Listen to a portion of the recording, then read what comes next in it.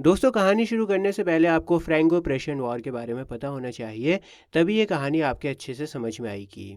ये लड़ाई 1870 से 1871 के बीच में हुई थी। प्रशिया मेनली बना था जर्मनी और पोलैंड से मिलकर। और जब इनके बीच में लड़ाई हुई तो फ्रांस हार गया। प्रशिया जीत गया और इस वॉर को कहा जाता है फ्रैंको प्रेशियन वॉर। अब प्रशिया ने फ्रांस को हराने के बाद में फ्रांस की दो डिस्ट्रिक्ट्स के ऊपर कब्जा कर लिया, जिनका नाम है अल्सास और लॉरेन।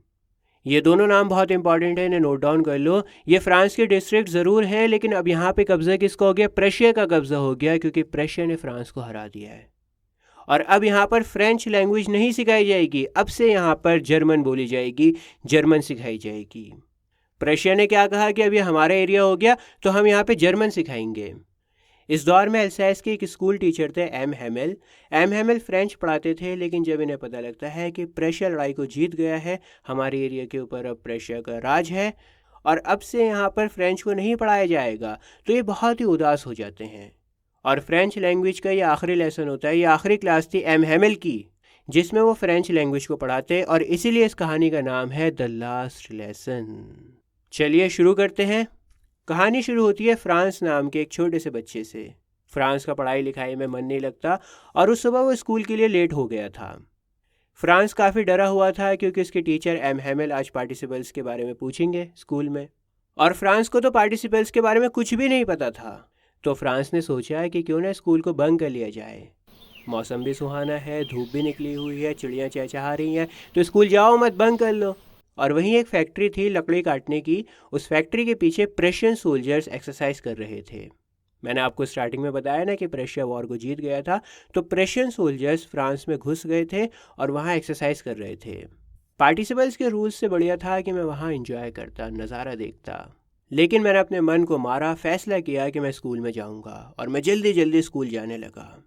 जब मैं टाउन हॉल से गुजरा तो वहाँ बुलेटिन बोर्ड के सामने बहुत भीड़ लगी हुई थी। दोस्तों, बुलेटिन बोर्ड होता है नोटिस बोर्ड, जहाँ पे ख़बरों को लगाया जाता है। पिछले 2 सालों से फ्रांस में जो कुछ भी चल रहा था उसकी खबर बुलेटिन बोर्ड के ऊपर लगती थी। पिछले 2 सालों में फ्रांस में जो कुछ भी ख़राब हो रहा था ना, सबको वहीं से खबर मिलती थी, बुलेटिन बोर्ड से ही। जो लड़ाइयाँ हम हारे, जो ड्राफ्ट थे, ड्राफ्ट का मतलब है जब लड़ाई में सैनिकों की कमी हो जाती है और सरकार आम जनता से कहती है कि आप सेना में भर्ती हो, हमें सोल्जर्स की कमी हो रही है, सेना में भर्ती हो आम जनता, उसको ड्राफ्ट कहते हैं। तो जो लड़ाई फ्रांस आ रहा है, जो ड्राफ्ट है, इसके अलावा कमांडिंग ऑफिसर्स के ऑर्डर, सब कुछ बुलेटिन बोर्ड के ऊपर ही लगता था। कि फ्रांस ने जब बुलेटिन बोर्ड पर इतनी भीड़ देखी तो सोचने लगा कि अब क्या बुरा हो गया है। जो बुलेटिन बोर्ड के ऊपर इतनी भीड़ लगी हुई है, सब लोग पढ़ना चाह रहे हैं, तो क्या बुरा हो गया, फ्रांस ने ऐसा सोचा। लेकिन फ्रांस वहाँ पे रुका नहीं, वो चलता रहा। फ्रांस बहुत जल्दी जल्दी स्कूल जा रहा था कि तभी उसे एक लोहार मिलता है। लोहार के साथ में उसका हेल्पर भी होता है। वो लोग भी बुलेटिन बोर्ड को पढ़ रहे थे। फिर लोहार ने मुझे आवाज़ लगा के कहा, बाप, इतनी तेज़ी से मत जाओ, तुम स्कूल टाइम से बहुत पहले पहुंच जाओगे। मुझे लगा कि वो लोहार मेरा मजाक उड़ा रहा है और हाफते कांपते मैं एम हेमेल के छोटे से बगीचे में जा पहुंचा। आमतौर पर जब सुबह सुबह स्कूल की शुरुआत होती थी तो इस जगह के ऊपर बहुत शोर होता था, और वो शोर इतना ज़्यादा होता था कि गली तक सुनाई देता था। जैसे डेस्क का खोल बंद करना, बच्चे लेसन्स को ज़ोर ज़ोर से रिपीट कर रहे होते थे, और हम लोग अपने कानों के ऊपर हाथ रख लिया करते थे ताकि शोर कम सुनाई दे और हम अपने लेसन्स के ऊपर कंसंट्रेट कर सकें, लेसन्स को समझ सकें। तो इतना शोर होता था कि कानों के ऊपर हाथ रखना पड़ता था, और टीचर भी अपने बड़े से रूलर को टेबल के ऊपर टप टप टप टप मारता था। तो आम तौर पर काफ़ी शोर शराबा रहता था, लेकिन उस दिन एकदम शांति थी। मैंने तो सोचा था कि शोर शराबे में आराम से चुपचाप जाके बैठ जाऊंगा, किसी को कुछ पता भी नहीं लगेगा, लेकिन आज तो एकदम सन्नाटा था, जैसे मानो आज संडे हो और स्कूल बंद हो। मैंने खिड़की से देखा कि मेरे क्लासमेट्स ऑलरेडी क्लास में बैठे हुए हैं, और हमारी टीचर एम हेमेल अपना ख़तरनाक सा लोहे का रूलर लेकर क्लास में इधर से उधर घूम रहे हैं। अब मुझे क्लास का दरवाज़ा खोलकर सबके सामने जाना था। आप तो सोच ही सकते हैं कि उस टाइम मुझे कितनी शर्म आ रही होगी और कितना डर मुझे लग रहा होगा। लेकिन जब मैं अंदर गया तो कुछ भी नहीं हुआ। एम हेवेल ने मुझे देखकर बहुत ही काइंडली कहा, जल्दी से अपनी जगह पर चले जाओ छोटे फ्रांस, हम तो तुम्हारे बिना ही क्लास शुरू कर रहे थे। मैं बेंच के ऊपर से कूद कर अपने डेस्क के ऊपर जाकर बैठ गया। जब मेरा डर थोड़ा सा कम हुआ तब मैंने देखा कि हमारे टीचर ने अपना सुंदर हरा कोट, फ्रिल वाली शर्ट और छोटी काली सिल्क कैप पहनी हुई थी, जिसके ऊपर एम्ब्रॉयडरी हुई हुई थी। एम हैमिल के कपड़े बहुत ही ख़ास थे और ये ख़ास कपड़े वो स्पेशल ओकेशंस के ऊपर ही पहना करते थे, जैसे इंस्पेक्शन हो गई या फिर जिस दिन प्राइस देना होता था, तो उस दिन एम हैमिल अपने ख़ास कपड़े पहने हुए थे। इसके अलावा मैंने नोटिस करा कि उस दिन पूरा स्कूल ना बहुत अजीब लग रहा था। बहुत सन्नाटा था वहाँ पर, सभी लोग बहुत सीरियस थे। लेकिन जिस बात ने मुझे सबसे ज़्यादा हैरान किया वो ये थी कि जो बैक बेंचेस हमेशा खाली रहती थीं, वहाँ पर कोई नहीं बैठा करता था, उन पर गांव के लोग बैठे हुए थे। हमारी तरह चुपचाप बैठे हुए थे वो लोग। ये बैक बेंचेस तो खाली पड़ी रहती थीं, लेकिन उस दिन गांव के लोग बैठे हुए थे वहाँ पे। ओल्ड हाउसर बैठा हुआ था अपनी 3 कोने वाली टोपी के साथ, फॉर्मर मेयर भी था वहाँ पे, फॉर्मर पोस्ट मास्टर था और भी कुछ लोग थे। और ये सभी लोग बहुत ही दुखी लग रहे थे। और हाउसर एक पुराने प्राइमर लेकर आया था वहाँ पे। दोस्तों, जब कोई लैंग्वेज स्टार्टिंग में सीखी जाती है तो प्राइमर से सीखी जाती है, जैसे हम लोग सीखते थे A for apple, B for ball, C for cat, D for dog, या फिर छोटे आ से अनार, बड़े आ से आम, छोटी से ईंख, वगैरह वगैरह। तो हाउसर एक पुरानी प्राइमर को लेकर आया था वहाँ पर, जिसके किनारे घिस चुके थे। उसने उस किताब को अपनी गोद पर खोला हुआ था और उसका बड़ा सा चश्मा उस किताब के पेजेस पर रखा हुआ था। मैं सोच ही रहा था कि ये सब हो क्या रहा है कि तभी एम हैमिल अपनी कुर्सी के ऊपर चढ़ गए और सीरियस और प्यारी टोन में उन्होंने कहा, मेरे बच्चों, ये मेरी आखिरी क्लास है जो मैं तुम्हें दे रहा हूँ। बर्लिन से ऑर्डर आया है कि अब अल्सास और लॉरेन के स्कूल्स में सिर्फ जर्मन पढ़ाई जाएगी। नया टीचर कल आ रहा है। यह हमारी आखिरी फ्रेंच क्लास है। मैं चाहता हूँ कि तुम आज की क्लास में बहुत ध्यान से पढ़ो। एम हैमिल की ये बातें मेरे लिए बिजली के गिरने जैसी थीं। बहुत शौक लगा मुझे। कितने बुरे लोग हैं। अब समझ आया, यही चीज़ उन्होंने टाउन हॉल पर लगाई थी, तभी तो टाउन हॉल के ऊपर इतनी भीड़ लगी हुई थी। मेरी आखिरी फ्रेंच क्लास। अरे, मुझे तो अभी फ्रेंच ठीक से लिखनी भी नहीं आती थी और अब मैं कभी फ्रेंच को और ज़्यादा नहीं सीख पाऊंगा। ओह, मुझे कितना अफसोस हो रहा था कि मैंने अपने लाइसेंस को ठीक से ध्यान से नहीं पढ़ा। लाइसेंस पढ़ने के बजाय मैं बर्ड्स के अंडे ढूंढने चला जाता था या फिर सार नदी पर स्केटिंग करता था। सार दोस्तों एक रिवर का नाम है, वहाँ पे फ्रांस स्केटिंग करने जाता था, टाइम पास करता था लाइसेंस याद करने के बजाय। तो फ्रांस को ना बहुत अफसोस हो रहा है कि क्यों उसने फ्रेंच को सीरियसली नहीं सीखा, अपने लाइसेंस को याद नहीं किया और घूमने फिरने मस्ती करता रहता था वो। आगे फ्रांस कहता है, कुछ देर पहले तो मुझे अपनी ये बुक्स इतनी बोरिंग लग रही थी ना, और इनको उठाना इतना हैवी लग रहा था, ये बोझ बनी हुई थी मेरे ऊपर। मेरी ग्रामर की किताब और सेंट्स की हिस्ट्री, उफ। लेकिन अब वही किताबें मेरी पुरानी दोस्त जैसी लगने लगी थीं और उन किताबों को मैं छोड़ नहीं सकता था। तो जो किताबें फ्रांस को बहुत बुरी लग रही थी थोड़ी देर पहले, उसके ऊपर बोझ थी, वही किताबें उसको अच्छी लगने लगी थी और वो उन्हें नहीं छोड़ना चाहता था। और एम हैमिल भी जा रहे हैं। मैं उन्हें दोबारा कभी नहीं देख पाऊंगा। ये सोचकर मैं उनके रूलर को, उनके गुस्से को, सब कुछ भूल गया। जो मुझे उनका गुस्सा और उनका रूलर और उनकी पनिशमेंट बुरी लगती थी, मैं सब भूल गया था। अब मुझे एम हैमिल से कोई शिकायत नहीं थी। बेचारे, आज आखिरी लेसन था, इसीलिए उन्होंने आज अपने खास बढ़िया कपड़े पहने हुए थे। और अब मुझे समझ आया था कि गांव के बूढ़े लोग क्लासरूम के पीछे क्यों बैठे हुए थे। वो बूढ़े लोग इसलिए बैठे हुए थे क्योंकि उन्हें भी ज़्यादा स्कूल न जाने का अफसोस था। वो स्कूल नहीं जा पाए थे ज़्यादा, इसलिए आकर बैठे थे लास्ट क्लास में। ये उन बूढ़े लोगों का तरीका था अपने मास्टर की 40 साल की ईमानदार सर्विस के लिए थैंक्स कहने का। उनके मास्टर एम हैमिल ने 40 साल ईमानदारी से पढ़ाया है, तो उन्हें थैंक्स बोलने का एक तरीका था और वो अपने उस देश के लिए रिस्पेक्ट शो करना चाहते थे जो उनका नहीं रहा। अब उस देश के ऊपर प्रेशिया का कब्जा हो गया है, लॉरेन और अल्सास फ्रांस का हिस्सा नहीं रहे, तो उस देश के लिए रिस्पेक्ट शो करना चाहते थे जो अब उनका नहीं रहा। मैं इस सब के बारे में सोच ही रहा था कि तभी मैंने अपना नाम सुना। दरअसल अब मेरी बारी थी लेसन ज़ोर से सुनाने की। उस टाइम उन मुश्किल पार्टिसिपल्स के रूल्स के बदले मैं सब कुछ देने के लिए तैयार था। कहने का मतलब ये है कि उस टाइम तो मुझे बस पार्टिसिपल्स के रूल्स आ जाएं, मैं ठीक से सुना पाऊँ, उसके बदले में जो मर्ज़ी मुझसे ले लो। सब कुछ कुर्बान करने के लिए तैयार था मैं उस टाइम। बदले में मुझे वो मुश्किल पार्टिसिपल्स के रूल्स आ जाते, उन्हें मैं ज़ोर से क्लियरली और बिना एक भी गलती करे बोल पाता। लेकिन मैं पहले ही वर्ड्स पर कंफ्यूज हो गया और मेरी ज़बान लड़खड़ा गई और वहीं अपने डेस्क को पकड़कर मैं खड़ा रह गया। मेरा दिल तेज़ धड़क रहा था, थक थक थक, और मुझसे ऊपर देखने की हिम्मत भी नहीं हो पा रही थी। एम हैमिल ने मुझसे कहा, छोटे फ्रांस, मैं तुम्हें डांटूंगा नहीं, तुम्हें वैसे ही काफ़ी बुरा लग रहा होगा, देखो बेटा, हर दिन हम यही कहते आ रहे थे, अरे हमारे पास तो अभी बहुत टाइम है, कल सीख लूँगा।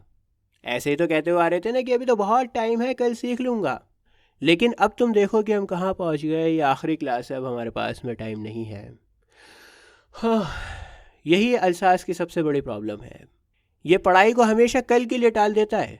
यहाँ के लोग कहते रहते हैं कि कल सीख लेंगे, कल पढ़ लेंगे, अभी तो बहुत टाइम है, कल के लिए पढ़ाई को टालते रहते हैं।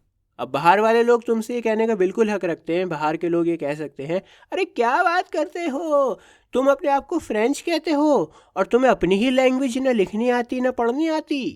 इस तरह से तुमसे कह सकते हैं, तुम्हारा मजाक बना सकते हैं कि तुम्हें अपने ही देश की लैंग्वेज नहीं आती। लेकिन बेटा फ्रांस, तुम सबसे बुरे नहीं हो। हम सबको अपने आप से बहुत सारी शिकायतें करनी चाहिए। ऐसा मत समझना कि सब तुम्हारी गलती है, गलती हम सब की है। जैसे गलती तुम्हारे पेरेंट्स की भी है। तुम्हारे पेरेंट्स ज़्यादा सीरियस थे ही नहीं तुम्हारी पढ़ाई को लेकर। उन्होंने तुम्हें फार्म या मिल्स के ऊपर काम पर लगाना ज़्यादा ठीक समझा ताकि थोड़ा एक्स्ट्रा पैसा आ सके। और मैं भी गलत हूँ। क्या मैंने तुम्हें अक्सर लेसन्स पढ़ने के बजाय मेरे फूलों को पानी डालने के लिए नहीं भेजा? फूलों को पानी डालने के लिए भेजा करता था ना मैं अक्सर, तो गलती तो मेरी भी है। और जब मुझे मछली पकड़ने के लिए जाना होता था तो क्या मैंने तुम्हारी छुट्टी नहीं करी थी? मछली पकड़ने जाता था तो तुम्हारी छुट्टी भी करता था। तो बेटा गलती तो सभी ने करी है। सभी को अपने आप से खूब सारी शिकायतें होनी चाहिए, तुम्हारे अकेले की गलती नहीं है। और फिर दोस्तों, एम हैमिल ने टॉपिक को चेंज करा और फ्रेंच लैंग्वेज के बारे में बताना शुरू करा। उन्होंने कहा कि फ्रेंच दुनिया की सबसे खूबसूरत लैंग्वेज है, सबसे क्लियर और सबसे लॉजिकल। उन्होंने कहा कि हमें इस लैंग्वेज को संभाल कर रखना चाहिए और हमें इसे सीखते रहना चाहिए, सीख के रखना चाहिए, संभाल के रखना चाहिए और कभी नहीं भूलना चाहिए। क्योंकि लोग तब तक ग़ुलाम नहीं होते जब तक वो अपनी लैंग्वेज को पकड़ कर रखते हैं, संभाल के रखते हैं। जब तक हमें हमारी लैंग्वेज पता है तब तक हम ग़ुलाम नहीं बन सकते। ये बिल्कुल ऐसे ही है जैसे हमारे पास में अपनी जेल की चाबी हो। इसके बाद में एम हैमिल ने ग्रामर की किताब खोली और हमें लेसन पढ़ाया। मुझे हैरानी हुई देखकर कि मुझे सब कुछ कितना अच्छा समझ में आ रहा था। जो कुछ भी वो कह रहे थे सब इतना आसान लग रहा था, बिल्कुल आसान। मुझे लगता है कि मैंने उन्हें पहले कभी इतना ध्यान से सुना ही नहीं था। और एम हैमिल ने भी कभी इतना पेशेंस के साथ में, इतना सब्र के साथ में कुछ एक्सप्लेन किया ही नहीं था। ऐसा लग रहा था कि बेचारे एम हैमिल जाने से पहले हमें अपनी सारी नॉलेज दे देना चाहते हों और एक ही बारी में हमें सब कुछ हमारे दिमाग में भर देना चाहते हों। ग्रामर के बाद हमारी राइटिंग की क्लास हुई और उस दिन एम हैमिल हमारे लिए नई कॉपीज़ को लेकर आए थे और उन कॉपीज़ पर सुंदर गोल हैंड राइटिंग में लिखा हुआ था, फ्रांस अल्सास, फ्रांस अल्सास। और वो कॉपीज़ ऐसे लग रही थी जैसे मानो छोटे छोटे झंडे पूरे क्लासरूम में लहरा रहे हों, जैसे मानो वो झंडे हमारे डेस्क के ऊपर लटके हुए हों। कॉपीज़ के ऊपर फ्रांस अल्सास नाम लिखा हुआ था ना, तो लग रहा था जैसे पूरे क्लास में फ्रांस के झंडे लहरा रहे हों। और उस पर सभी लोग बहुत लगन से काम कर रहे थे, पूरा फोकस क्लास में था और बहुत ही ज़्यादा शांति थी वहाँ पे। सिर्फ एक ही आवाज़ थी और वो आवाज़ थी पेपर के ऊपर पेन चलने की। और इसी दौरान कुछ बीटल्स यानी कीड़े उड़कर आए, लेकिन उन कीड़ों के ऊपर किसी ने भी कोई ध्यान ही नहीं दिया। छोटे बच्चों ने भी ध्यान नहीं दिया। छोटे बच्चे तो बहुत डर जाते हैं ना कीड़ों से, लेकिन इतना ज़्यादा कंसंट्रेशन और फोकस था क्लास में कि किसी ने भी कीड़ों के ऊपर कोई ध्यान ही नहीं दिया। सभी बच्चे अपने काम में लगे हुए थे, वो अपने फ़िश हुक्स को बना रहे थे। दोस्तों, फ़िश हुक्स का मतलब यहाँ पर मछली पकड़ने से नहीं है। फ़िश हुक्स का यहाँ पर मतलब है कि वो बच्चे लेटर्स की शेप्स को बना रहे थे। देखो, जब बच्चा बहुत छोटा होता है ना, तो उससे पहले लाइंस को ड्रा कराया जाता है, आधे अधूरे लेटर्स बनवाए जाते हैं उससे। तो उन्हीं लेटर्स को कहा गया है फ़िश हुक्स। और वो बच्चे इतना फोकस के साथ में फ़िश हुक्स को बना रहे थे जैसे मानो वो फ़िश हुक्स भी फ्रेंच लैंग्वेज ही हों। छत पर कबूतर धीरे से कू कू की आवाज़ कर रहे थे और मैंने सोचा कि क्या ये लोग कबूतरों को भी जर्मन लैंग्वेज में आवाज़ निकालने पर मजबूर करेंगे। हमें तो ज़बरदस्ती जर्मन पढ़ाएंगे, क्या इन कबूतरों को भी ज़बरदस्ती जर्मन में ही कू कू करवाएंगे, आवाज़ निकलवाएंगे इनसे भी। जब भी मैं लिखते लिखते सर ऊपर उठाकर देखता तो मैं देखता एम हैमिल को अपनी कुर्सी पर बिल्कुल शांत बैठे हुए, और वो कभी एक चीज़ को कभी दूसरी चीज़ को देख रहे होते थे, जैसे मानो वो उस छोटे से क्लासरूम की हर चीज़ को अपने दिमाग में हमेशा के लिए बसा लेना चाहते हों। ज़रा सोचो, 40 सालों से वो वही सेम जगह पर थे। विंडो के बाहर उनका गार्डन और सामने उनकी क्लास बिल्कुल ऐसी ही थी पिछले 40 सालों से। थोड़े बहुत जो चेंजेस आए थे वो ये थे कि एक तो डेस्क जो थी, बेंचेस थी, वो घिस घिस कर गोल हो गई थी और बाहर गार्डन के जो वॉलनट के पेड़ थे वो बड़े हो गए थे वक्त के साथ। और जो बेल का पौधा उन्होंने खुद लगाया था वो बढ़कर खिड़कियों से होते हुए छत तक पहुंच गया था। तो बस ये छोटे छोटे से चेंजेस हुए थे, बाकी सब कुछ पिछले 40 सालों से सेम था। तो ज़रा सोच कर देखो बेचारे आदमी का दिल कितना टूट रहा होगा जब उसे सब कुछ छोड़कर जाना है। ऊपर कमरे में उनकी बहन सामान पैक कर रही थी। एम हैमिल की बहन सामान को पैक कर रही थी क्योंकि अगले ही दिन उन्हें ये देश छोड़कर जाना था। और इस सब के बावजूद एम हैमिल ने हिम्मत दिखाई और आखिर तक हर लेसन को सुना।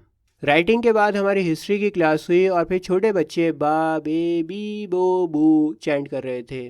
फिनेटिक साउंड्स होते हैं ना, जैसे हम लोग बचपन में पढ़ते थे, ए सेज आ, बी सेज बा, सी सेज का, वैसे बच्चे बा बे बी बू बू गा रहे थे। क्लासरूम के पीछे ओल्ड हाउसर ने अपना चश्मा पहना हुआ था और अपनी प्राइमर बुक को दोनों हाथों में पकड़कर वो लेटर्स को स्पेल कर रहा था। और उस पल बूढ़ा हाउसर भी रो पड़ा था, उसकी आवाज़ इमोशंस की वजह से कांप रही थी। वो रो रहा था क्योंकि अब फ्रेंच की आखिरी क्लास ख़त्म होने वाली थी। आपको याद है ना, उस दिन क्लास में गांव के लोग भी आए थे। हाउसर को इस आवाज़ में सुनना थोड़ा फ़नी भी लग रहा था, इसलिए हमें हंसी भी आ रही थी और रोना भी आ रहा था। हाँ, मुझे कितनी अच्छी तरह से वो आखिरी लेसन याद है। और फिर अचानक चर्च की घड़ी में 12 बजे और फिर एंग्लेस चर्च की प्रेयर बेल बजने लगी। उसी वक्त प्रेशियंस के ट्रम्पेट्स की आवाज़ आई जो ड्रिल करके वापस आ रहे थे और वो बाजे हमारी खिड़कियों के नीचे बज रहे थे। एम हैमिल अपनी कुर्सी पर खड़े हो गए, उनका चेहरा बिल्कुल पीला पड़ गया था। मैंने उन्हें कभी इतना लंबा नहीं देखा था। कहने का मतलब ये है कि एम हैमिल बिल्कुल सीधे खड़े हुए थे। और फिर उन्होंने कहा, माय फ्रेंड्स, लेकिन उनकी आवाज़ रुक गई, वो आगे नहीं बोल पाए। फिर वो ब्लैक बोर्ड की तरफ गए, चौक उठाई और पूरी ताकत से लिखा, जितना बड़ा लिख सकते थे उतना बड़ा लिखा, वाई वेला फ्रांस, जिसका मतलब है फ्रांस जिंदाबाद। फिर वो रुक गए, अपना सर दीवार से लगा लिया और बिना कुछ कहे हाथ से इशारा किया, स्कूल ख़त्म हो गया, तुम सब जा सकते हो। और यहीं पर आपकी कहानी द लास्ट लेसन ख़त्म होती है। दोस्तों, सीबीएसई क्लास 12th इंग्लिश की प्लेलिस्ट अभी आपकी स्क्रीन के ऊपर आ रही है, इसके ऊपर आप क्लिक करो, आपको सारे चैप्टर्स बहुत ही आसान लैंग्वेज में मिल जाएंगे। बहुत जल्दी मैं हिंदी को भी कवर करूँगा, हिंदी की प्लेलिस्ट आपको लेफ़्ट हैंड साइड पर मिल जाएगी। मिलता हूँ आपसे किसी और वीडियो में। जय हिंद।